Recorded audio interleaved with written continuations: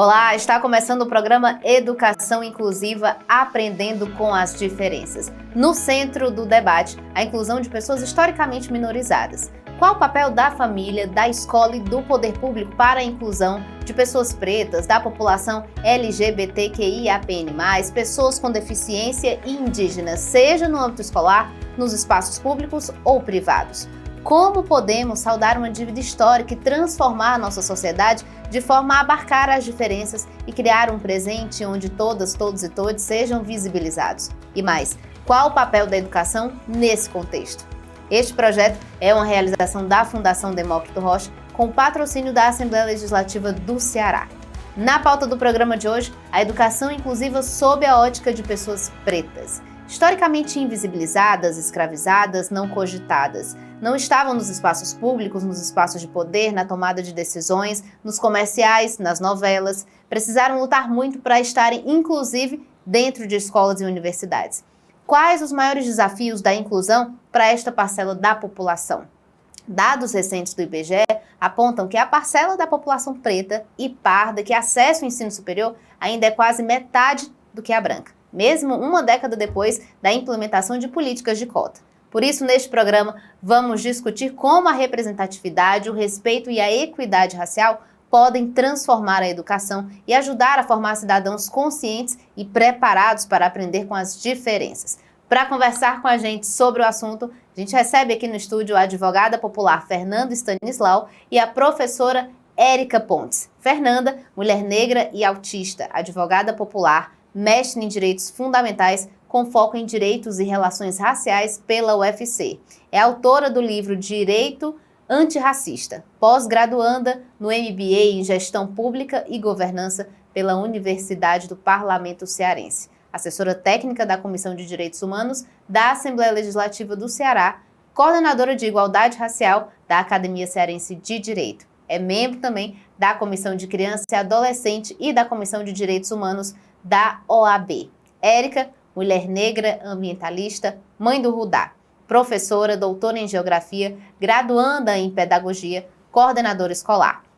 E, dito isso, apresentando essas nossas convidadas especiais aqui devidamente, queria muitíssimo agradecer já a presença de vocês e dizer olá, né? Tudo bem, Érica? Tudo bem, tudo bem. Muito obrigada pelo convite. É sempre uma excelente oportunidade de falar de educação. A gente que agradece, né? Por a gente poder estar dividindo aqui esse espaço, falando dessa pauta tão importante. Tudo bem, Fernanda? Tudo bem, muito obrigada. Uma felicidade de estar aqui hoje para a gente conversar sobre isso. Vou começar aqui com a Érica, né? Para a gente iniciar essa pauta aqui importante, que é falar sobre educação, sobre esses diversos aspectos, né? Sobre os diversos contextos, né? Pensando na perspectiva da igualdade. Érica, como que a falta de representatividade afeta os estudantes pretos no ambiente escolar? Essa é uma excelente pergunta, porque a escola é um dos espaços que a gente tem, uma das instituições, né, que a gente tem na sociedade, que ela tem como obrigação, é o entendimento que a gente tem hoje, de ajudar, colaborar com a eliminação das desigualdades. E a escola, em especial a escola pública, talvez seja o espaço onde a gente tem as maiores diversidades na sociedade, e ainda assim você tem pouca representatividade nos espaços de poder, não só na sociedade de maneira geral, mas também dentro do universo escolar. Então há sempre uma disparidade entre o público que é atendido, né, e as pessoas que estão na docência, na gestão, nas instituições, né, nas secretarias. Então há essa disparidade. Então, quando a gente pensa nessa escola, a gente precisa trazer essa diversidade da escola pública, dos estudantes, das crianças, dos adolescentes, também para os universos de poder, de decisão, né? Então, quando a gente fala de representatividade, não é só uma questão de moda ou de estética, mas também de decisão. Quando uma mulher negra, uma pessoa com deficiência, ela está nesses espaços de decisão, isso engaja muito mais, né, usando a terminologia, né, do momento das mídias sociais, engaja muito mais as crianças e os adolescentes. Elas têm a possibilidade de visualizar horizontes diferentes para diferentes daqueles que historicamente foram colocados para nós. E posso dizer isso, inclusive, a partir não só dos estudos, mas também da experiência pessoal, né? Todas as vezes, e aí vou aproveitar e tomar a liberdade de mandar um abraço para os meus alunos, alunas e alunos, né, da Escola Estado do Maranhão, que é uma escola estadual onde eu atuo hoje, e que eles sempre, elas em especial, me elogiam quando eu coloco, por exemplo, um turbante na cabeça. E elas sempre dizem assim, tia, a senhora está muito diva hoje. E toda vida que elas falam isso, eu fico me perguntando por quê. Se é simplesmente pelo diferencial, se o turbante é algo excêntrico, se é algo exótico, se realmente é bonito, ou se elas estão se vendo naquele espaço, uma possibilidade de naquele acessório, que para muitos pode ser um acessório somente, mas se aquilo quer dizer que, nossa, eu posso ficar bonita com esse elemento. Esse elemento nunca foi apresentado para mim como uma beleza, como aceitável, né? E a partir desse elemento que parece corriqueiro, né, cotidiano na escola, que pode passar batido, isso diz muito do que essa representatividade pode trazer para nós, né? A partir de um pequeno elemento que a gente pode explorar do ponto de vista das estatísticas, do ponto de vista do currículo da escola, do ponto de vista da aceitação, inclusive até da religiosidade, da espiritualidade, de todo esse conjunto da comunidade escolar.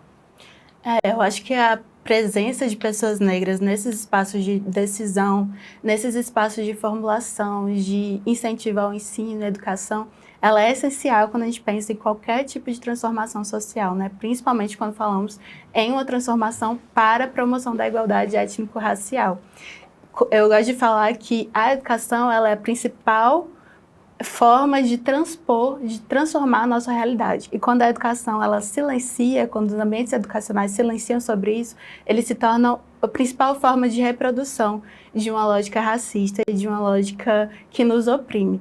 Porque o silêncio, ele está falando muito, né? Ele está falando muito sobre a legitimação das violências que ocorrem naquele espaço. E quando a gente pensa que nós temos já leis que incentivam, né, infelizmente ainda não obrigam, o ensino afro-indígena nas escolas, por exemplo, mas que, por a lei não obrigar, muitas vezes vai ser a iniciativa dos professores negros daquele ambiente, daquela escola, que vai ter algum tipo de atividade diferente. Então, para além das pessoas se verem representadas, que isso já é gigantesco quando a gente tem uma sociedade que não nos dá permissão de ter identidade, né? Quando a gente, para além disso, a gente tem pessoas que vão fazer questão de levar essa pauta, de levar temas que são muito desconfortáveis para pessoas que não vivem a violência que nós vivemos. Então, quando nós precisamos de pessoas negras nesses ambientes, e eu tive a oportunidade de lecionar no ensino superior, né? E não é diferente, mas é ainda mais difícil termos docentes negros e negras, né? Ainda é uma luta que seja também estabelecida cotas de forma obrigatória para concurso e para a seleção desses professores. E quanto mais a gente vai subindo na escada, né, na ascensão social, menos a gente vai enxergando pessoas negras. E eu que vim de uma formação que ainda tem esses resquícios elitistas, né, do direito, nós vemos quando você vai para o mestrado, você vai vendo cada vez menos pessoas negras. Menos pessoas negras enquanto alunos. E professores, então, é ainda mais difícil. Então, eu sempre gosto de falar que o meu mestrado em Direitos Fundamentais, eu não estava vendo ali naquele momento uma disciplina que abordasse a questão racial como uma questão objetiva, como um obstáculo objetivo e concreto na garantia da dignidade da pessoa humana, por exemplo. E isso é um objetivo concreto, é um obstáculo concreto, mas a falta de professores negros que possam firmar essa posição, cobrar e lutar para que aquilo esteja sendo debatido, acaba trazendo e fortalecendo esse silêncio, ou seja, acaba reproduzindo ainda mais, legitimando as violências, legitimando que ali não é o espaço para negros e negras, e que a educação não é o espaço para negros e negras. Perfeito. Enquanto vocês estavam falando, eu estava buscando aqui na minha memória quantos professores negros eu tive quando eu era criança. Eu não tive nenhum, eu não tenho essa memória de ter professores negros. né? Então, assim como no outro programa que a gente tem a pauta do indígena, que a gente conversando, a gente fala, nos poucos anos para cá, a gente teve um avanço significativo na questão da luta por direitos, na pauta indígena e na nossa pauta também, né? Porque a gente tem acompanhado aí que temos conquistados em um pouco espaço de tempo, é como se a gente tivesse corrido um pouco mais. Só que é isso, a gente precisa estar sempre atento, porque a todo momento estão lá tentando botar, a gente dá 2 passos para frente, tem sempre alguém tentando colocar um passo para trás, né? Que nem a gente fala na pauta feminista, mas que também se aplica, né? Qualquer crise, os primeiros direitos a tentar tirar são os nossos, né? Exatamente. Eu estava procurando aqui um dado que eu tinha encontrado de uma pesquisa recente que fala sobre educação, né? Eu não estou conseguindo olhar aqui a parte de cima, porque tem um anúncio bem no meio, mas essa outra parte eu também acho interessante para trazer aqui para nossa discussão, né? Que de acordo com essa nova pesquisa, 29,5% das pessoas brancas de 18 a 24 anos estavam no ensino superior e 6,5% já tinham se formado. Entre os pretos e pardos, são apenas 16,4% cursando uma graduação e 2,9% com o diploma. Né? Essa diferença tem relação direta com outra estatística, da escolarização média da população desses dois grupos. No grupo de pessoas brancas, 60% completou ao menos o ensino médio. No grupo de pretos e pardos, o percentual é de 47,3%. Há ainda diferenças registradas entre os analfabetos, os estudantes do ensino médio e entre pessoas que abandonaram a escola. Ou seja, são dados, né? A gente tem estatisticamente. Também foi uma conquista de direitos. Hoje a gente tem números que versam sobre a nossa realidade. Porque até pouco tempo atrás éramos tão invisibilizados que a gente não fazia literalmente parte das estatísticas, né, Érica? Sim. E isso entra nesse debate da representatividade, entra essa história dos dados, inclusive da autodeclaração. Porque uma coisa muito importante para a gente entender também é a gente se identificar como pessoa negra, né? Tem todo um histórico, né, de embranquecimento da sociedade em relação aos povos indígenas, né? E a nós também, né, a nossa ancestralidade, inclusive africana, de eliminação das raízes, né, das nossas famílias, dos nossos nomes, né? A proibição e a matança, né, dos povos indígenas, inclusive, né, em relação a não se identificar como tal. Então, a gente tem um histórico de se esconder para se proteger, para resistir, né, às diversas violências que nós enfrentamos. Então, ainda hoje é muito difícil a autoidentificação. Que aí, mesmo quando você tem a oportunidade de visualizar, de estar com professores e professoras negras, muitas das vezes eles e elas não se reconhecem como tal. Sim, verdade. Né? Então, eu enfrento isso cotidianamente quando eu digo, não, eu me reconheço, eu me identifico como uma mulher negra. Mas a senhora nem é tão negra assim, mas a senhora é moreninha, mas a senhora é morena clara. E aí todos aqueles 1 milhão de adjetivos, né, de referências, de identificações, para a pessoa não se identificar como tal. Então, esse processo de autorreconhecimento, ele é fundamental para que a gente possa ter os dados, né, para que a gente possa ter essa representatividade mais marcada. Então, quando um aluno ou uma aluna minha olha para mim e não me reconhece como uma pessoa negra, ela provavelmente também não vai se reconhecer, né? E aí isso vai influir, inclusive, nas estatísticas, né?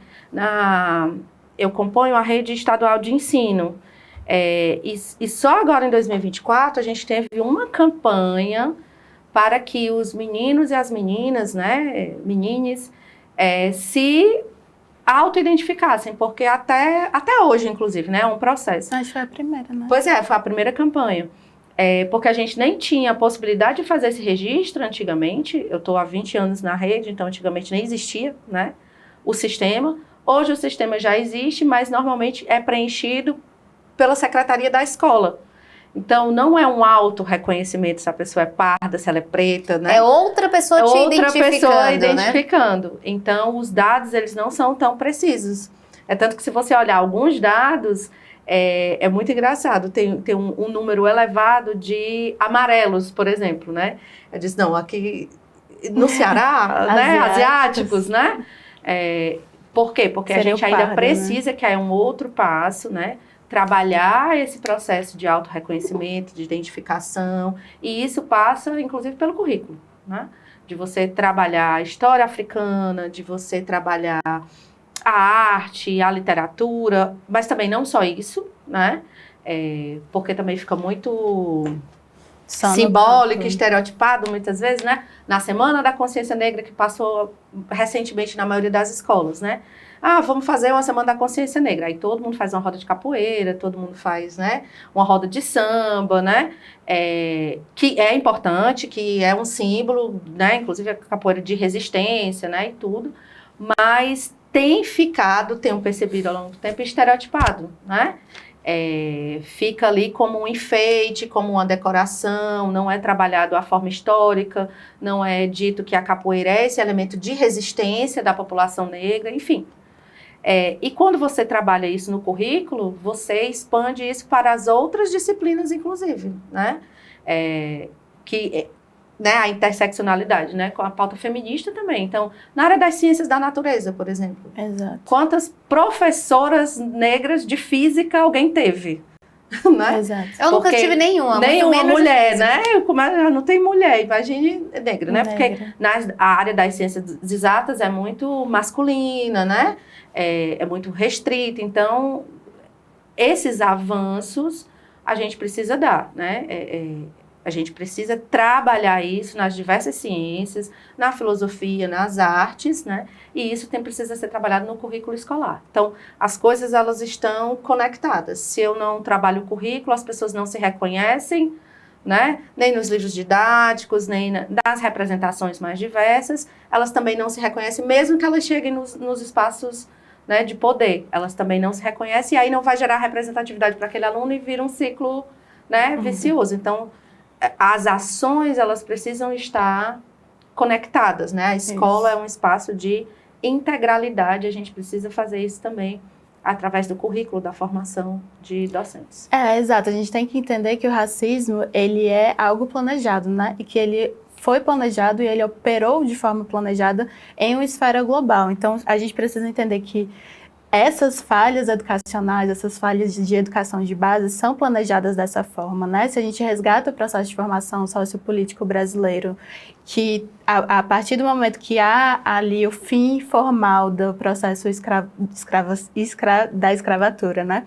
A partir daquele momento que a gente tem a abolição formal da escravatura, a gente passa a ter um movimento cultural que ameniza a negritude, que tenta retirar a negritude. A gente tem um planejamento formal que chegou a ser apresentado oficialmente em congressos internacionais pelo Brasil de embranquecimento da população, né? Então, em 1901, o Brasil chegou a apresentar o plano de que em 100 anos o Brasil seria branco através da prática da miscigenação. Já pensou, gente? Então, é a partir daí que começa a pegar as tonalidades de negro mais clara e dizer que não é negro. E aí o negro passa a ser uma ofensa, né? Então, as pessoas, quando vão identificar você, elas, não é negra, imagina, não vou te ofender dessa forma, né? E aí, além de ser um projeto social de embranquecimento, é também uma forma de tirar de nós a nossa identidade. Porque se não existe negro, não existe racismo. Se a gente não se reconhece enquanto negro, a gente não consegue denunciar o racismo que a gente sofre. Tudo vai para a esfera do individual. E aí, quando a gente passa a ter, principalmente a partir da Constituição, o reconhecimento da dignidade da pessoa humana e das pessoas negras, passamos a ter toda uma política, um programa de políticas públicas voltados para isso, mas cadê o acesso à educação que não foi dado? Cadê a consciência de identidade que nos foi negado? Não é que a gente não teve acesso à educação, que a gente não foi atrás, é que foi negado, foi um planejamento. Então, a gente, quando a Érica fala de ciclo vicioso, é porque é exatamente isso. Foram pecinhas por pecinhas, né? Tem o poema da Luciene Nascimento que eu gosto muito, que ela fala: sociedade é construção e o racismo é cimento. É pecinha por pecinha, então não tem como a gente achar que a desconstrução vai ser uma coisa ali, outra aqui. A gente precisa entender que precisa também ser planejado, e também é por isso que eu falo, o racismo, ele foi ensinado no Brasil como ciência, nas principais faculdades de Direito e Medicina do país. E ele precisa ser ensinado também, enquanto uma realidade social a qual nós convivemos hoje em dia, ele também precisa passar por esse processo de ser ensinado nas faculdades, para que a gente consiga ter realmente essa transformação social.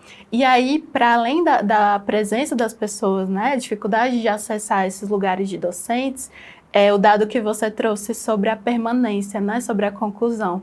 Os alunos negros que ainda assim vão lá e conseguem esse acesso vão sofrer diversas violências nesses ambientes que não são legitimadas, sem amparo, sem acolhimento. Hoje nós temos uma delegacia estadual de combate ao racismo, mas nós não temos nenhuma estrutura de acolhimento para essas vítimas que continuam tendo as mesmas dificuldades de denunciar.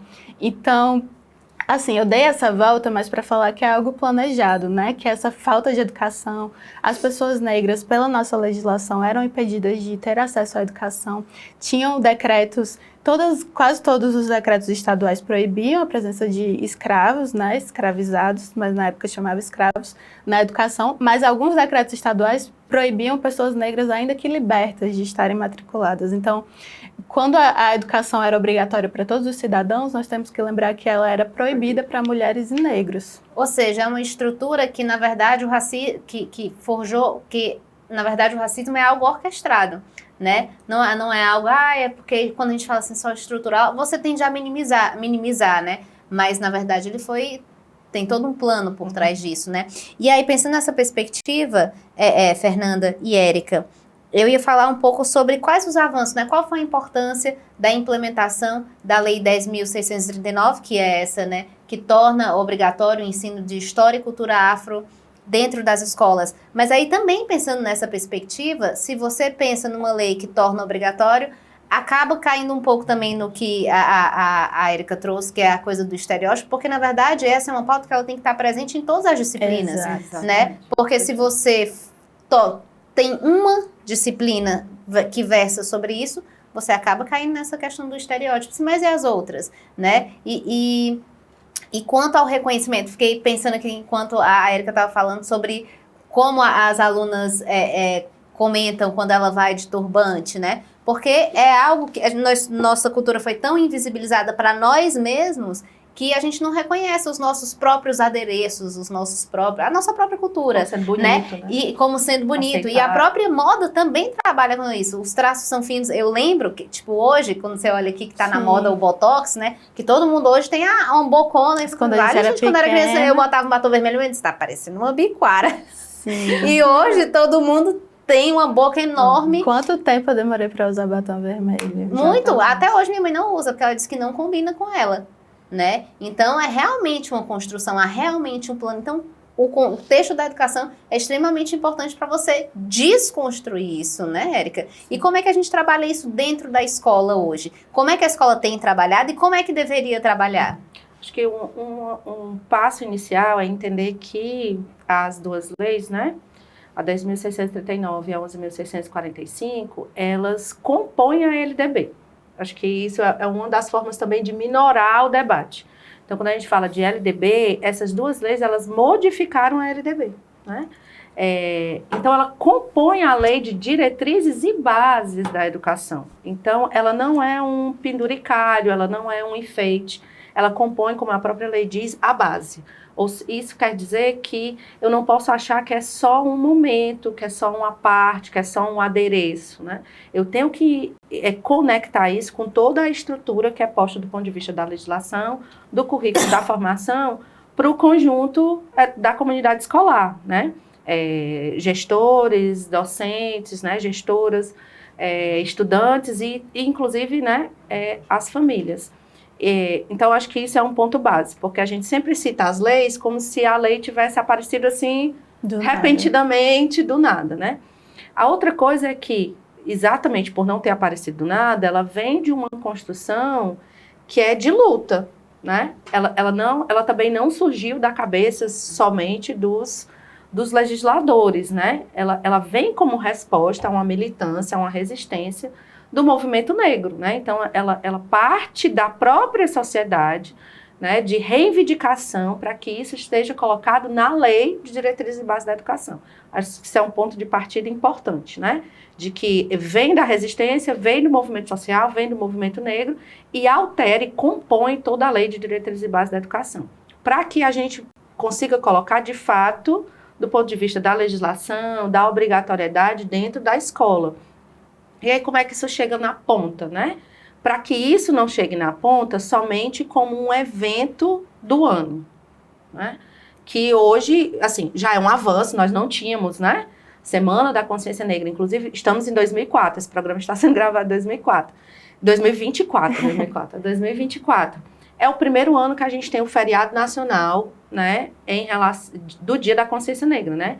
Zumbi dos Palmares. Então, em 2024, né?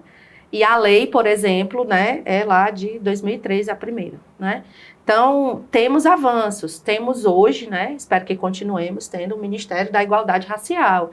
Então, políticas nacionais que são direcionadas não só para o universo escolar, né, mas para toda a sociedade. Então, temos avanços. Como é que isso chega lá na ponta, né? Para concluir o raciocínio. Para que isso não seja só um evento. Ele existe, ele é importante, mas que ele não seja estereotipado, que ele não seja restrito somente ao Dia da Consciência Negra, que agora é um feriado, né? Que é importante, mas que ele passe todo o ano sendo trabalhado. Porque dentro do universo escolar, em especial nós estamos também gravando aqui no Ceará, onde boa parte das escolas, elas estão se tornando, né? Boa parte delas já são de tempo integral, então as crianças e adolescentes passam muito mais tempo dentro da escola do que fora dela. Então, esse universo escolar, ele precisa ser muito bem trabalhado no que se refere ao afeto, ao acolhimento, né? Às disputas, às mediações de conflitos, né? Entre estudantes, entre docentes e entre famílias, né? Então, esse debate, ele precisa ser cotidiano mesmo, né? E aí vou dar um exemplo de algo que aconteceu na escola ontem, né? Na fila do almoço, né? Os meninos falando e alguma menina se referiu a uma funcionária, diz assim, não sei o que, aquela neguinha. Eu, opa, vamos aqui conversar, né? Não, tia, mas a gente usa essa expressão, eu não quis ofender. É um carinho. Tenho até amigos. Então, é isso. Eu disse, não, mas será? Então, assim, na fila do almoço, num dia qualquer, a gente teve um debate, né, sobre o vocabulário, a linguagem pejorativa, né?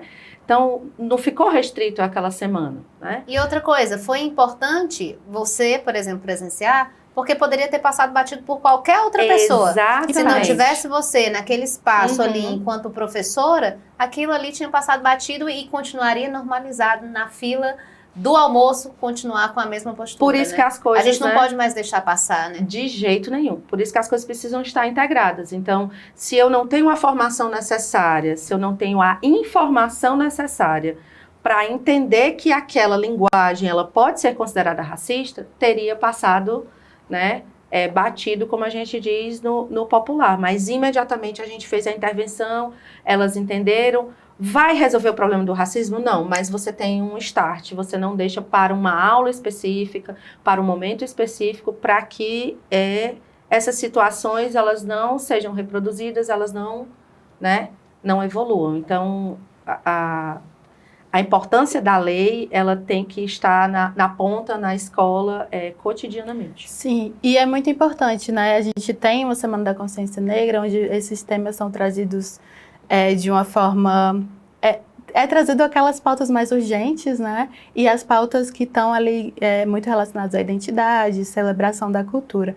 Mas a gente precisa que isso esteja no currículo de todas as disciplinas, né, de uma forma orgânica. Por isso até a Érica fala do Ministério da Igualdade Racial, que é justamente o ministério que vai fazer esse papel de costurar, né, as diversas políticas, trazendo essa questão da raça como algo transversal, que atravessa todas as esferas de cidadania, de políticas e da educação, né? Porque que, por exemplo, nas aulas de geografia a gente não vê como as enchentes afetam de forma diferente e desproporcional as populações negras que estão em regiões que são habitadas de forma irregular, precária. Por que aquelas populações estão ali de forma precária? E por que a maioria das populações que sofrem esse tipo de os efeitos, né, por exemplo, do aquecimento global são justamente as pessoas pobres e, em sua maioria, são pessoas negras, né?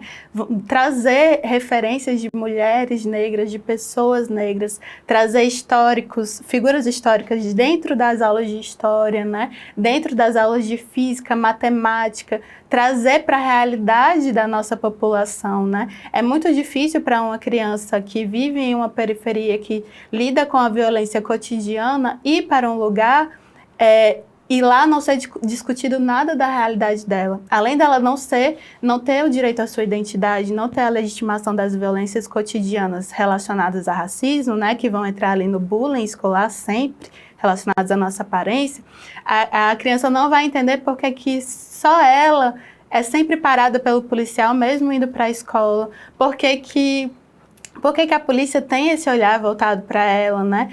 Por que a conta da mãe não fecha para pagar as contas, já que ela trabalha tanto, mais de um emprego, o filho nunca vê a mãe, mas está sempre ali, né? Então, essa nossa realidade, que a história do povo brasileiro, ela está intrinsecamente ligada ao racismo e à opressão que a gente sofreu e sofre.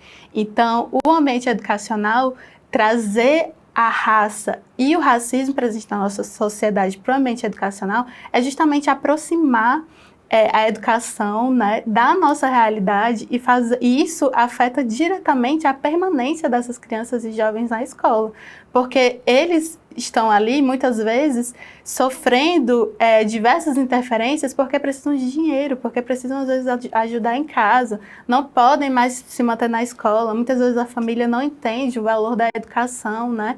Então, essas políticas, elas precisam também se abrir, né? A LDB, ela precisa ser vista, enxergada. A gente precisa entender que para tratar de igualdade, para promover a igualdade étnico-racial, a gente precisa abrir uma transformação mais ampla. Então, o processo educacional precisa passar por uma revisão de materiais. Não é trazer um livro específico falando sobre figuras negras e quando fala da história afro-indígena, falar da história da África. Peraí, mas é a nossa história? O povo negro brasileiro, da onde eu vim? Por que a maioria das pessoas que moram em áreas pobres são da minha cor? E por que as pessoas que são consideradas bonitas, que eu vejo na TV, que têm acesso a outros bens, são de outra cor? Isso significa que eu sou pior?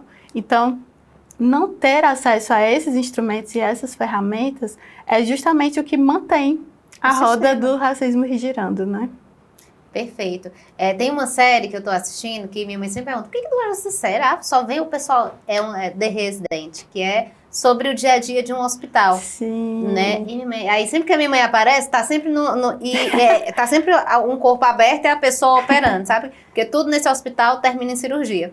Mas o que eu acho mais interessante, eu acho que o que me prendeu mais nessa série é a diversidade que ela tem. Porque todos os personagens, todas as personagens construídas e bem construídas, elas são diversas. Tem milhares de médicos negros. O protagonista principal, ele é branco, mas os outros personagens também são protagonistas nessa série. O apresentador de TV são negros, o CEO do hospital, aí tem um que se torna meio vilão, ele é negro também, mas ele tem um papel ali central.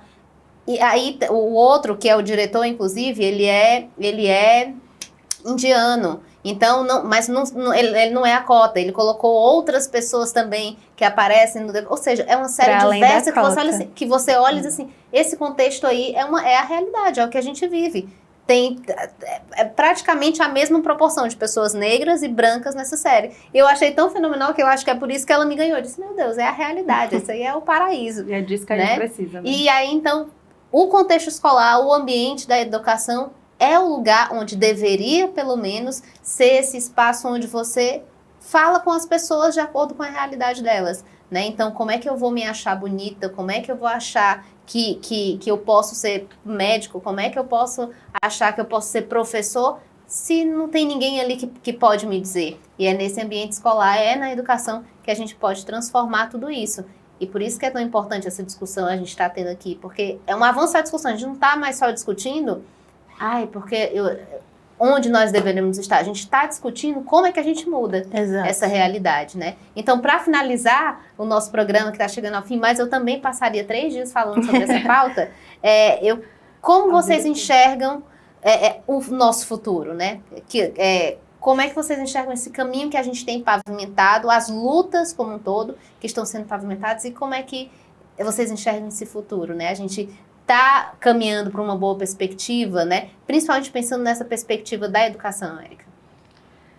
Eu me mobilizo muito por uma fala do Paulo Freire que diz que a educação não transforma o mundo, a educação transforma pessoas e pessoas transformam o mundo, né?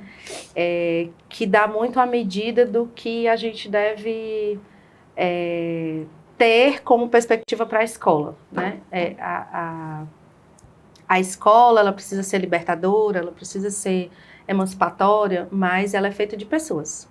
Essas pessoas, elas são diversas, elas trazem as suas histórias, seus aspectos familiares, pessoais, religiosos, né? E essa diversidade, ela precisa dialogar de forma respeitosa, né? De forma acolhedora, e a escola é o lugar dessa mediação, né? Quando você consegue fazer uma escola que respeite as diversidades, que inclua, né, os diferentes setores da sociedade, você consegue avançar. Se você tem uma escola homogênea, quadrada, você não está em contraste com o outro, você só se descobre na sua identidade, né, em contraste com o outro, com a outra, né? Por que, por exemplo, os povos indígenas, né, precisam hoje se identificar como tal para a demarcação das suas terras? Porque alguém chegou para invadir as suas terras. Até então, né, estava todo mundo bem, eu não precisava ficar dizendo para o meu pai, para minha mãe, eu sou indígena. Eu não preciso ficar dizendo para o meu pai, para minha mãe, que eu sou negra. Nós estamos aqui. Essa demarcação, ela só acontece quando eu entro em conflito com o outro, né? Quando o outro chega e diz assim, não, você é diferente de mim e eu tenho esse direito e você não tem. Eu disse, opa, pera lá. Então, eu preciso me identificar, eu preciso fazer a demarcação aqui do que eu sou, de onde eu venho, para que, o que se espera dentro do universo escolar, que haja essa mediação e esse diálogo. Então, essa diversidade, essa transformação das pessoas, ela se dá no universo escolar de forma prioritária, né? Se nós seguirmos, o que infelizmente não acontece ainda, mas se nós seguirmos toda a rotina escolar, a gente passa metade da vida dentro da escola, né? Se todas as crianças tiverem o direito da creche, pré-escola, até o ensino superior, dá mais de 20 anos, né? Então, que é o que a gente almeja para todas as pessoas. Então, é nesse espaço que a gente precisa dialogar, transformar e avançar nessas propostas, né? Da inclusão, da diversidade. Então, eu acredito que a escola é esse espaço, ela deve ser esse espaço, e para lá que a gente tem que olhar para poder transformar o mundo. Perfeito. Perfeito, Érica. Eu estava assistindo ontem uma entrevista do Mujica e ele fala, não me tirem a utopia, né? Eu queria também finalizar nesse tom, assim, de esperança, porque eu sinto que a gente tem enfrentado um avanço do conservadorismo, né? Já estava até falando lá fora. E as pautas que chamam identitárias, né, são muito atacadas. E falar de racismo, falar de identidade racial, na verdade, é falar sobre a nossa liberdade também individual, né? A gente precisa entender que está em todas... Não existe lado político para falar sobre racismo, né? O racismo, ele atravessa todos e todos, seja branco, seja preto. O racismo também atravessa as pessoas brancas. E a gente precisa entender que liberdade, para quem é a favor da liberdade, né, de diferentes ideologias políticas, liberdade é não ter medo. A gente quer a frase de Nina Simone, né? A gente não existe liberdade se mais da metade da nossa população tem medo de sair de casa e receia voltar viva para casa, né? Tem medo de ir para a escola, ir trabalhar e talvez não voltar viva. E assim, apesar da gente enfrentar essa onda de conservadorismo, eu gosto de acreditar que a gente caminha em espiral. Então, apesar da gente parecer que a gente anda em círculos, eu sinto que a gente nunca volta exatamente para o mesmo lugar. Certas pautas que a gente avança, a gente consegue fazer uma base para que dali a gente não retroceda tanto. Não tanto, por exemplo, né? Ao ponto de que já fomos em um passado. E a esperança, ela vai ser justamente o motor para que a gente consiga manter essa mobilização social para não aceitar esse tipo de retrocesso. Então, eu acho que os jovens que estão vindo, os jovens negros estão vindo com muita força também, eu acredito nisso. E a gente vai, aos poucos, avançando, andando em espiral, para que a gente possa discutir problemas melhores. Perfeito. Eu queria muitíssimo agradecer minhas ilustríssimas convidadas de hoje, Érica, Fernanda. Muitíssimo obrigada, Érica. Nós que agradecemos a oportunidade. Quando eu falo nós, não só eu, mas todas aquelas que vieram antes de mim e todas as escolas por onde eu passei. Um abraço para todos os meus alunos e alunas que já estiveram comigo e meus camaradas e minhas camaradas professoras. Eu também queria agradecer ao trabalho que você desenvolve na escola, né? Potente, e que mais pessoas como você estejam lá também, para que outras crianças, como seus alunos, os adolescentes, também tenham essa referência, né? E possam saber que eles também podem ocupar o seu lugar. Obrigadíssima. Érica, obrigadíssima também, Fernanda. Obrigada, Camila. É um prazer conversar aqui com você. Estar aqui em 3 Mulheres Negras conversando sobre isso. Apesar das violências, a gente encontra uma na outra o nosso ponto de conforto e força, né? Exatamente, força. Obrigadíssima também, né, por estar aí na luta, né, por ser um agente de mudança também. Obrigada, Fernanda. E é isso, esse foi o nosso último programa Educação Inclusiva Aprendendo com as Diferenças. Este projeto é uma realização da Fundação Demócrito Rocha, com patrocínio da Assembleia Legislativa do Ceará. Até o próximo encontro. Tchau!